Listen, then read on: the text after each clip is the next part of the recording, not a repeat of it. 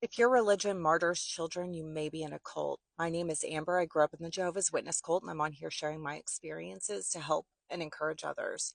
There was an Awake article that came out in 1994, and it had all these children's photos on it, and the articles had different kids' stories on there. And I'm just going to read a couple of the stories. I'm going to put a photo of the Awake on here in just a second, but I'm going to read a couple of the stories first. The first one is about Adrian. He was 14 years old. He had a tumor in his stomach, and this is what the organization claims a 14-year-old was saying to the doctors.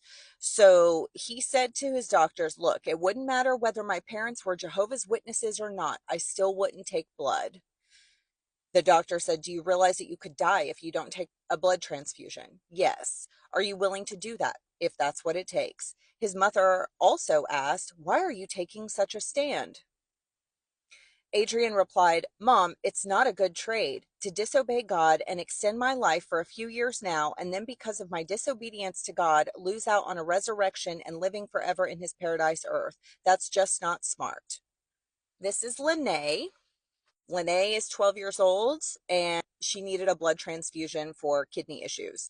She says, if I take blood, how long will that prolong my life? About 3 to 6 months, they answered. What can I do in 6 months? You'll get strong. You can do many things. You can visit Disney World. You can see many other places. Lene thought a bit and then answered, I've served Jehovah all my life, 12 years. He's promised me everlasting life in paradise if I obey him. I will not turn away from him now for 6 months of life. I want to be faithful until I die. Then I know in his due time he will resurrect me from death and give me everlasting life. I have two teenagers. When they were 12, when they were 14, they did not speak like this in due time and say all of these kinds of things and act like it was their stand and not mine. It just is inaccurate. Now, do they tweak things? Yes.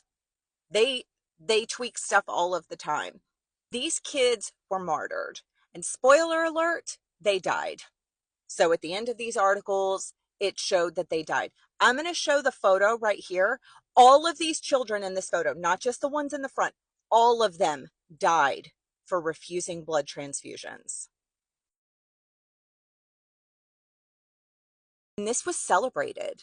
That photo was celebrated. It was a manipulation. I mean, if you can't see that this was a manipulation of children and of their parents to push children to make that kind of stand in the face of a blood transfusion, I don't know what to say. I mean, it is just a blatant coercion of children to martyr themselves in the face of a blood transfusion. It's a very dangerous ideology to have. And it literally is unaliving people.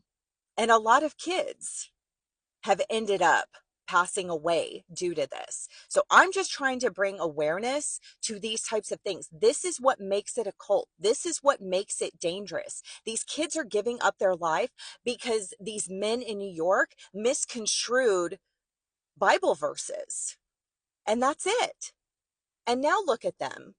I'm not saying there's nothing after that they're waiting for, but they died unnecessarily. And that is so dangerous. Like and follow for more. I've got more coming on this.